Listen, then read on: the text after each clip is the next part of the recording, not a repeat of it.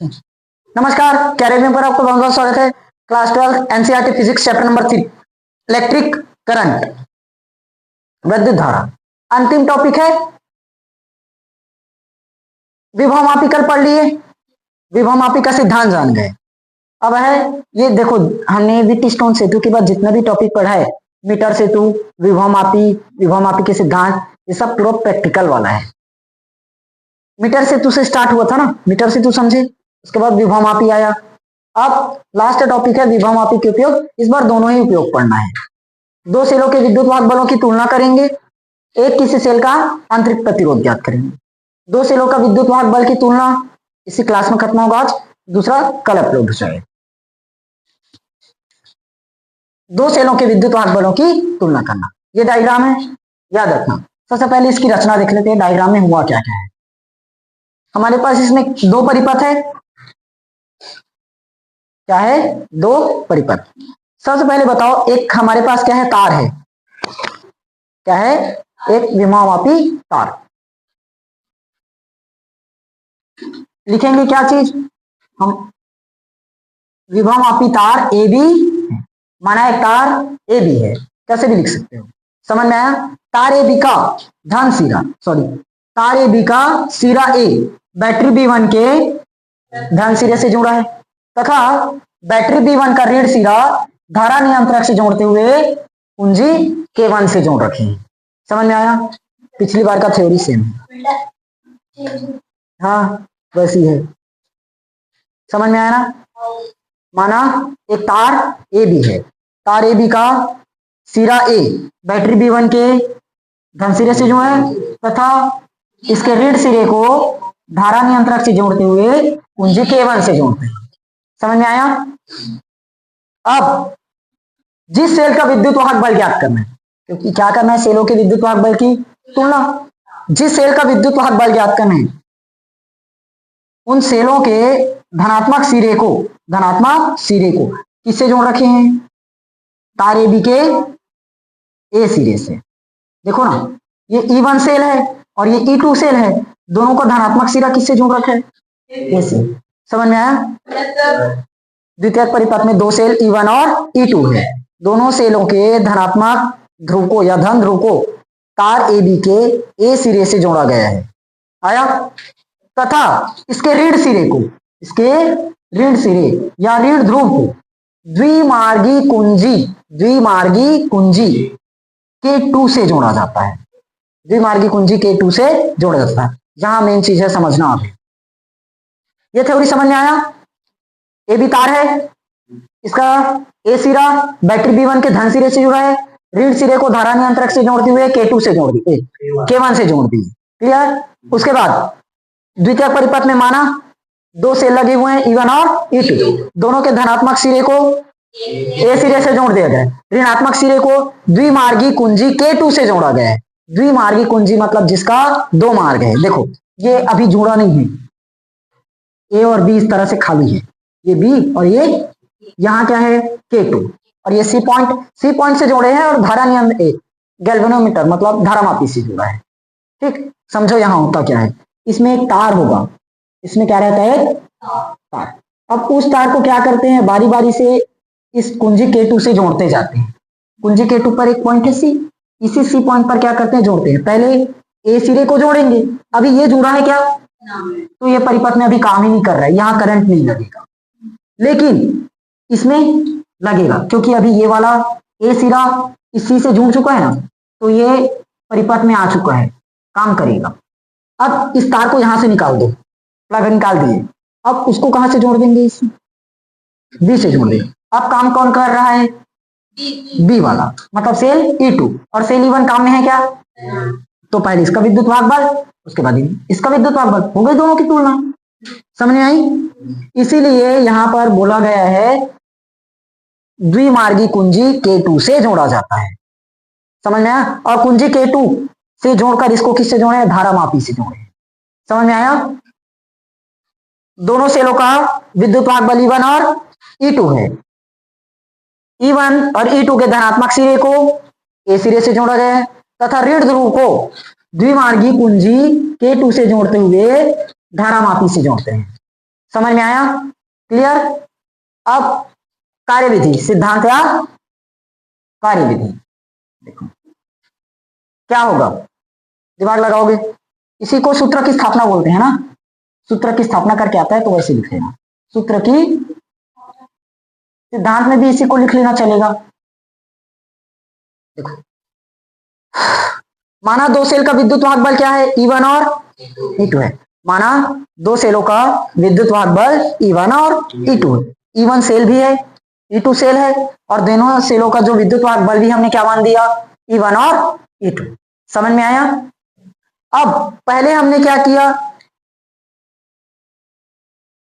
जो एक तार लिए थे द्विमार्गी कुंजी से जोड़ने के लिए, पहले किससे जोड़े हैं, ए से, चाहो तो बी से भी जोड़ सकते चले तो, लेकिन हम पहले ए से ज्ञात करें। ठीक, तो ये होता कैसे है, यहाँ K1 एक प्लग लगा है, कुंजी मतलब वही प्लग होता है ना, यहाँ K2 दूसरा प्लग लगा है, तो सबसे पहले हम क्या करेंगे, K1 का प्लग लगा देंगे, K1 का प्लग लगाएंगे, K2 का प्लग निकालेंगे, K1 का प्लग लगाएंगे, K2 का प्लग निकालेंगे, और उसके साथ जोड़ देंगे इस तार AC को। समझ में आया? कुंजी K1 का प्लग लगाकर, कुंजी K1 का प्लग लगाकर K2 के द्वारा E1 को परिपथ में लाया जाता है। E1 मतलब पहला सेल। समझ में आया? ये कुंजी कौन है, K1, उसका प्लग लगा देंगे। ठीक, अब K2 के द्वारा हम क्या करेंगे, E1 को परिपथ में लगाए, जो हमने बोला ना, तार AC है, इसको जोड़ रखे हैं, तो मतलब काम कौन कर रहा है, E1। परिपथ में कौन आया, E1। E2 परिपथ में है क्या, क्योंकि अभी इसको जोड़े नहीं है, इसी को शॉर्ट थ्योरी में मैं ऐसे बोल दिया, K1 का प्लग लगाकर K2 के द्वारा E1 को परिपथ में लाया जाता है। समझ में आया?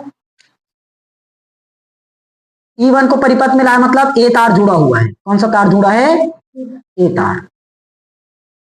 समझ में आया? याद हुआ? याद करना कहां पड़ेगा, आप विद क्या चीज, दिमाग है ही कहां पे घुसेगा।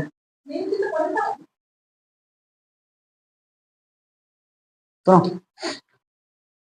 ये डायग्राम की रचना समझ में आया ना, सूत्र की स्थापना समझ में नहीं आया। देखो माना दोनों सेलों का विद्युत वाहक बल E1 और E2 है, दोनों सेलों का विद्युत वाहक बल E1 और E2 है, K1 का प्लग लगाकर K2 के द्वारा E1 को परिपथ में लाया जाता है। आया? K1 का प्लग यहां से बंद होगा, K2 के द्वारा हम क्या करेंगे, E1 को परिपथ में लाएंगे। E1 परिपथ में कैसे आएगा, जब तार AC जुड़ जाएगा, तार कौन जुड़ जाएगा, A और C, A और C दोनों जुड़ा है, तब कौन परिपथ में आया, E1। अब मैं इस तार को हटा देता हूं, अब E1 परिपथ में है क्या, अब किससे जोड़ेंगे, B और C, B और C, ये दोनों जुड़ा है ना, अब परिपथ में कौन काम करेगा, E2, और यहां अब समझ में आया, K1 का प्लग लगाना है और पहले E1 को परिपथ में लाना, उसके बाद K1 का प्लग लगाना, फिर E2 को परिपथ में लाना। समझ में आया? और ये परिपथ में कैसे आएगा, जब A और C जुड़ेगा तो E1 परिपथ में आएगा, B और C जुड़ेगा तो E2 परिपथ में आएगा। अब आया? चलो माना दोनों सेलों का, दोनों लिखा देता हूं सीधा, सेलों का विद्युत वाहक बल E1 और E2 है। क्या क्या है, E1 और E2। सबसे पहले क्या किए बताओ, K1 का प्लग लगाकर K2 के द्वारा किसको परिपथ में लाए, E1 को परिपथ में लाते। समझ में आया? K1 का प्लग लगाए, E1 को परिपथ में लाए। अब किसके द्वारा आया, K2 के द्वारा E1 को परिपथ में लाए। E1 कैसे आएगा, A और C को जोड़कर। समझ में आया? A और C को जोड़कर। तो विभव प्रवणता पढ़ रखे हो, K बराबर V बटे L होता है, लेकिन यहां विद्युत वाहक बल लियो तो E बटे एल हो जाएगा। क्या होगा? ई बटे एल। समझ में आया? अब मुझे बताओ, हमने यहाँ विद्युत वाहक बल लिए हैं, पिछली बार वोल्टता लिए थे क्योंकि वोल्टता के लिए काम किया था, इस बार विद्युत वाहक बल माने हो इसलिए क्या आएगा? ई आएगा। समझ में आया? तो पहले सेल के लिए निकाल रहे हो तो E1, पहले सेल के लिए निकाल रहा था E1 क्योंकि उसका विद्युत वाहक बल क्या मान रखे हो? E1। ठीक, और इसकी लंबाई मान लो L1 सेंटीमीटर, क्योंकि दो बार निकलेगा तो दोनों की लंबाई अलग अलग होगी ना, तो इसकी लंबाई क्या हो जाएगी? L1। अब तुलना किसकी कर रहे हो? विद्युत वाहक बल की। तो यहाँ विद्युत वाहक बल क्या निकल जाएगा? K इंटू, आया? ये क्वेश्चन नंबर समझ में आया? अब देखो पूरा का पूरा यहाँ डिटेल में समझ में आ जाएगा। अभी किसका मान आया? E1। अब किसका मान लाना है? E2 का। तो करना क्या पड़ेगा? K1 का प्लग लगाकर किसको परिपथ में लाओगे? किसके द्वारा आएगा? K2 के द्वारा E2 को परिपथ में लाते। समझ में आया? इसका काम हो गया खत्म, निकल गया विद्युत वाहक बल। अब इस तार को जोड़ दो बी और सी को। तो कौन काम कर रहा है अब? E2। तो E2 क्या निकल जाएगा? K into. समझ में आया? अब हुआ थ्योरी क्लियर? अच्छा, यहां E2 परिपथ में है मतलब कौन सा तार जुड़ा होगा? कौन कौन सा पॉइंट? बी और सी, ये दोनों पॉइंट जुड़ा है। ठीक, तो दोनों को भाग कर दो, समीकरण 1 भाग 2, E1 बटे E2 बराबर K into L1, K into ये कटा, तो E1 बटे L1 बटे, देखो दोनों की तुलना हुआ कि नहीं? समझ में आया? क्लियर हुआ? फाइनल? मजा आया? आज खत्म करेंगे। हाँ, अच्छा यहां लिख लेना। देखो, जॉकी के तार द्वारा हम हर बार अविच्छेद की स्थिति तो प्राप्त करते हैं ना, ए बी पर क्या निकालना है? अविच्छेद की स्थिति। यहां लिख लेना, माना अविच्छेद इस लाइन को यहां लिख रहा हूं ना, अविच्छेद की स्थिति में लंबाई क्या है? L1 सेंटीमीटर है। ठीक, आया? परिपथ में लाते हैं और अविच्छेद की स्थिति प्राप्त करते हैं। K1 का प्लग लगाए, K2 के द्वारा E1 को परिपथ में लाए और अविच्छेद की स्थिति प्राप्त की। तो अविच्छेद की स्थिति में हमने लंबाई क्या मान दिया? L1 centimetre. सेम यहाँ पर K1 का प्लग लगाएंगे, K2 के द्वारा E2 को परिपथ में लाएंगे और क्या प्राप्त करेंगे? अविच्छेद की स्थिति। यहाँ एक लाइन लिख लेना ना, अविच्छेद की स्थिति प्राप्त करते हैं, माना अविच्छेद की स्थिति में लंबाई L1 है। ठीक, बताइए सबसे पहले चित्र की ये परिपथ का वर्णन रचना समझ लो क्या क्या हुआ है, उसके बाद जान लेंगे सूत्र की स्थापना। इसमें भी दो परिपथ नजर आ रहे हैं हर बार की तरह, प्राथमिक परिपथ और द्वितीयक परिपथ। प्राथमिक और द्वितीयक।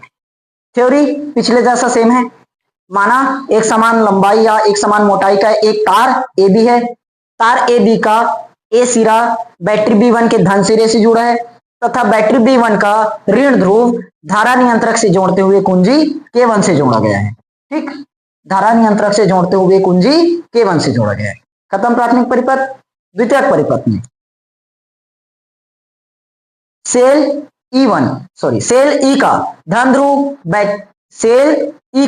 धन ध्रुव तार AB के A सिरे से जोड़ा गया है तथा ऋण ध्रुव को धारामापी से जोड़ते हुए जॉकी के तार द्वारा जोड़ा जाता है। समझ में आया? और इधर ऋण ध्रुव के साथ ही एक चीज और जुड़ा है, क्या चीज? K2 कुंजी और एक प्रतिरोध बॉक्स, रेजिस्टेंस बॉक्स, जहां से उचित प्रतिरोध निकालते हैं ना। समझ में आया? क्या क्या है? क्लियर हुआ? AB एक तार है, तार AB का जो A सिरा है बैटरी B1 के धन सिरे से जुड़ा है, धन ध्रुव से, और ऋण ध्रुव से कौन जुड़ा है? धारा नियंत्रक और कुंजी K1। द्वितीयक परिपथ में एक सेल E लिया गया है, सेल E का धन ध्रुव बैटरी तार AB के A सिरे से तथा ऋण ध्रुव धारामापी से जोड़ते हुए जॉकी के तार द्वारा जोड़ा जाता है तथा इसमें इसके ऋण ध्रुव को एक कुंजी K2 से जोड़ा जाता है। इतना थ्योरी लिख लेना, समझ में आया। अब आएंगे सूत्र की स्थापना। सूत्र की स्थापना कैसे होगा, क्या क्या बताया था। अच्छा, कौन सा सूत्र की स्थापना करनी है ये पता है? वाह। माना किसी सेल का जो आंतरिक प्रतिरोध है, नहीं तो ऐसे करो ना, R बराबर E upon V minus 1 bracket R। ये किसी सेल का आंतरिक प्रतिरोध है, याद आया? जहां पर मैं बताया था विद्युत वाहक बल, विभवांतर, आंतरिक प्रतिरोध, बाह्य प्रतिरोध में संबंध, समझ में आया? सेल का आंतरिक प्रतिरोध ज्ञात करने का सूत्र। अब देखो हमारे पास दो कुंजी नजर आ रहे हैं, K1 और K2, K1 और K2। तो सर्वप्रथम प्राथमिक परिपथ का कुंजी K1, कुंजी K1, K1 का प्लग लगाकर K2 का प्लग निकालकर तार AB पर क्या करते हैं, अविक्षेप की स्थिति प्राप्त करते हैं। समझ में आया? पहले क्या किए, K1 का प्लग लगाए और K2 का प्लग निकाले और तार AB में क्या प्राप्त किए, अविक्षेप की स्थिति प्राप्त की। समझ में आया? मान लेते हैं अविक्षेप की स्थिति में, अविक्षेप की स्थिति में ए से, जहां पर अब मान लो अविक्षेप की बिंदु यहां पर मिला, तो उस दूरी को हम क्या मान लेंगे, L1 सेंटीमीटर। माना अविक्षेप की स्थिति में, अविक्षेप की स्थिति में ए सिरे से अविक्षेप बिंदु की लंबाई क्या है, L1 सेंटीमीटर। समझ में आया? तो यहां से विद्युत वाहक बल निकाल लोगे, E बराबर क्या हो जाएगा, K इंटू L1 होगा। E बराबर K इंटू L1। ये समझ में आया कहां से आया? अभी इसके पहले और बताया था ना, K बराबर क्या होता है, V अपॉन L, एकांक लंबाई में विभव में पतन हानि। अब हमने यहाँ विद्युत वाहक बल लिया तो E बटे L हो जाएगा। E का मान क्या निकलता है, K इंटू L, और देखो वही निकाले। समझ में आया कहां से आया है?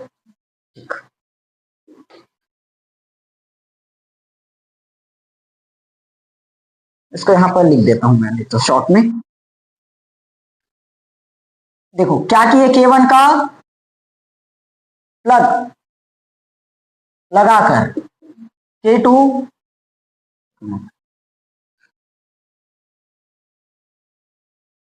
K1 का प्लग लगाकर K2 का प्लग निकालकर क्या किए, AB पर तार निकालकर तार AB पर अविक्षेप की स्थिति क्या किए, प्राप्त। इस लाइन को लिख लेते क्या,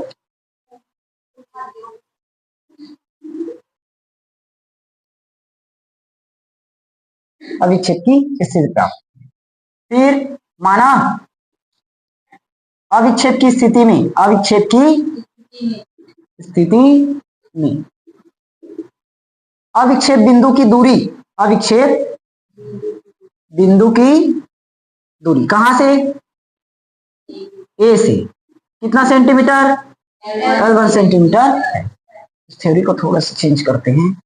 K1 का प्लग लगाकर K2 का प्लग निकालकर तार AB पर, नहीं नहीं नहीं ठीक है, K1 का प्लग लगाकर K2 का प्लग निकालकर तार AB पर, धारामापी में तो बताए नहीं, विक्षेप तो धारामापी में ही नोट करेंगे ना, तार AB पर। यहां लिख लेना, धारा मापी में,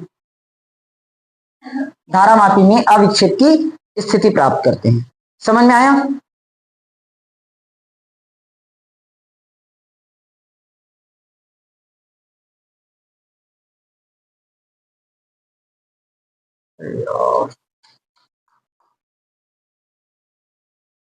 चलो सेकंड में आऊं, तो E बराबर क्या बना, K into L1, equation number first. समझ में आया? वैसे अभी क्या किया, K1 का प्लग लगाए थे और K2 का प्लग निकाले थे। अब इसको अपोजिट करो, K1 का प्लग क्या करेंगे, K2 का प्लग निकालकर K1 का प्लग लगाकर, ठीक, अपोजिट है ना। K2 का प्लग निकाल रहे हो, देखो इसमें के, अरे यार ठीक ठीक ठीक, शुरुआत में ठीक लिख रहा था ना, K1 और K2, यहां बस बदल लो ना, इसको K2 कर दो और इसको K1 कर दो, ठीक। तो E K की जगह ये क्या हो जाएगा हमारा L2, समझ में आया? ये कहां से आया, क्लियर हुआ ना। E बराबर V बटे सॉरी K बराबर V बटे L, V की जगह E ले लोगे, E बटे L, फिर से तिर्यक गुणा करोगे वही निकलेगा, या तो यहाँ से डायरेक्ट L1 और L2 कर सकते हैं। यहाँ तक क्लियर, इक्वेशन नंबर सेकंड। अब इसे करो इक्वेशन, इसको फर्स्ट मानो सेकंड और ये थर्ड। समीकरण 2 को 3 से भाग कर दो। E बराबर क्या है, K इंटू L1, और नीचे में E बराबर K इंटू होगा,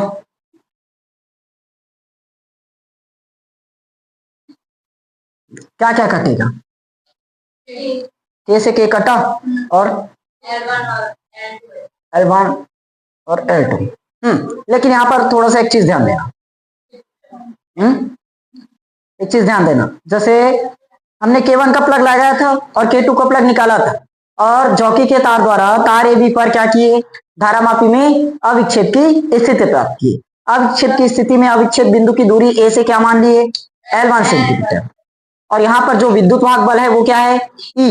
लेकिन जैसी प्रोसेस दूसरा बार करोगे, मतलब K1 का प्लग निकालेंगे और K2 का प्लग लगा देंगे, K1 का प्लग निकालेंगे और K2 का प्लग लगाएंगे, तो जो विद्युत वाहक बल है E से घटकर V हो जाता है, वो घटकर V हो जाएगा। विद्युत वाहक बल E से घटकर क्या होगा, V, तो यहां पर क्या आएगा, V। समझ में आया? तो E बटे V क्या मिलेगा, L1 डिवाइडेड बाय L2। समझ में आया? ये बनेगा। अब देखो यहां पर क्या दिया है, E upon V, E upon V, तो R बराबर E अपॉन V की जगह क्या आएगा, L1 डिवाइडेड बाय माइनस में और ब्रैकेट में R। समझ में आया कि नहीं आया? ये सब प्रोसेस सिर्फ इसका मान निकालने के लिए रहता है, इसका मान। देखो ये विद्युत वाहक बल है, शुरुआत में विद्युत वाहक बल रहेगा, लेकिन जैसे ही प्रोसेस दूसरा बार करोगे, जो विद्युत वाहक बल है E से घटकर क्या बन जाएगा, V हो जाएगा, इसीलिए यहां पर V लेना पड़ता है। अब समझ में आया, क्लियर हुआ? इसमें यहां एक जगह जॉकी के तार का जिक्र नहीं हुआ, उसको कर K1 का प्लग अगर जॉकी के तार द्वारा, जॉकी के तार द्वारा AB पर धारामापी में अविक्षेप की स्थिति प्राप्त की है। समझ में आया कि नहीं आया तक? क्लियर हुआ? लास्ट में लिख लेना, यही सेल के आंतरिक प्रतिरोध ज्ञात करने का सूत्र है, ठीक। और समझाना है कि हो गया, हो गया ना? क्या करते रहते हो, समझ में नहीं आता। देखो सबसे पहले हमारे पास क्या है, एक समान मोटाई का एक तार AB है, लिखो मत, बाद में लिख लेना खुद से, इसको छोड़ूंगा। एक समान मोटाई का एक तार AB है, होगा। तार AB का A सिरा बैटरी B1 के धन ध्रुव से जुड़ा है, और उसका ऋण ध्रुव धारा नियंत्रक से जोड़ते हुए किससे जोड़ रखे हैं, कुंजी K1 से जुड़ा है। क्लियर? अब द्वितीयक परिपथ में माना एक सेल E है, सेल E का धन ध्रुव तार AB के A सिरे से जुड़ा है, और ऋण ध्रुव को धारामापी से जोड़ते हुए जॉकी के तार द्वारा जोड़ा गया है, तथा उसमें एक कुंजी K2 लगी हुई है। क्लियर यहां तक? अब आ जाते हैं सूत्र की स्थापना है, इसको लिख लेना, समीकरण 1 मान लेना। अब क्या किए, K1 का प्लग लगाए, देखो K1 का प्लग लगाकर K2 का प्लग निकालकर, इसका प्लग लगाएंगे, इसका प्लग निकालेंगे, और इस जॉकी के तार द्वारा क्या करेंगे, इस तार AB में धारामापी में अविक्षेप की स्थिति प्राप्त करेंगे। एक ही बार में नहीं मिल सकता ना, जहां पर टच करवा दिया और वहां पर मिल गया, उसको आगे पीछे खिसकाना पड़ता है। जैसे यहां पर है, इधर खिसकाए तो अविक्षेप की स्थिति मिल सकता है, इधर में अविक्षेप की स्थिति मिल सकता है। समझ में आया? यहां तक क्लियर?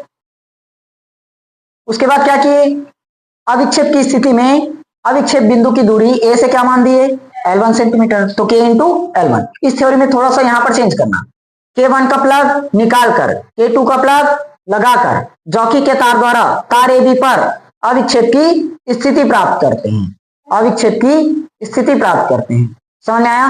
माना अविक्षेप की स्थिति में अविच्छेद की स्थिति में अविच्छेद बिंदु की दूरी ए से L2 सेंटीमीटर हो जाती है तथा विद्युत वाहक बल E से घटकर V हो जाता है। समझ में आया कि नहीं आया? अब लिख लोगे? इसमें थ्योरी और है, क्या है?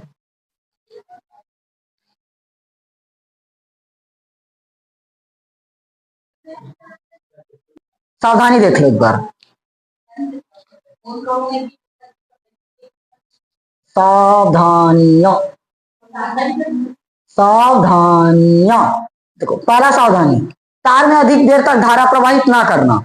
अगर ज्यादा देर तक धारा प्रवाहित करे तो गर्म होकर तार टूट सकता है। ठीक, लिखोगे? अधिक देर तक धारा प्रवाहित नहीं करना चाहिए। समझ में आया? दूसरा, जो भी बैटरी या सेल लगाए हो उसका जो धन ध्रुव है वो तार ए बी के ए सिरे से ही जुड़ा रहना चाहिए। अगर आगे पीछे कर दिए तो हो गया, नहीं हो पाएगा परिपथ कंप्लीट, ब्लास्ट नहीं होगा। समझ में आया? दोनों बैटरी लिखो सीधा, इसी में आ जाएगा कि धन ध्रुव कहां से जुड़ा होना चाहिए? ए बी तार के ए सिरे से जुड़ा होना चाहिए, सिरे से ही जुड़ा। हाँ चलो रख दो, समझने वाले समझ चुके हैं। समझ में आया? तीसरा, जो तार ए बी लिए हो इस तार की जो व्यास है वो क्या रहना चाहिए? एक समान रहना चाहिए। ऐसा नहीं इधर पतला तार है और इधर मोटा तार आ गया बीच में से जोड़ दिए, समान मोटाई का रहना चाहिए। तार का व्यास क्या रहना चाहिए? समान। ठीक, 3 नंबर तक ही आएगा, 3 सावधानी काफी है, और है नहीं तो लिख सकते हो।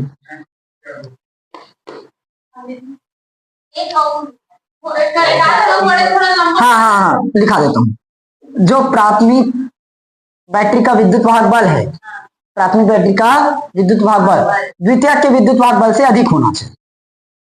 ठीक, समझ में आया? प्राथमिक परिपथ के बैटरी का जो विद्युत वाहक बल है द्वितीयक परिपथ के बैटरी के विद्युत वाहक बल से अधिक होना चाहिए। क्लियर हुआ? बस खत्म, फाइनली ये चैप्टर कल से न्यूमेरिकल से स्टार्ट हो जाएगा।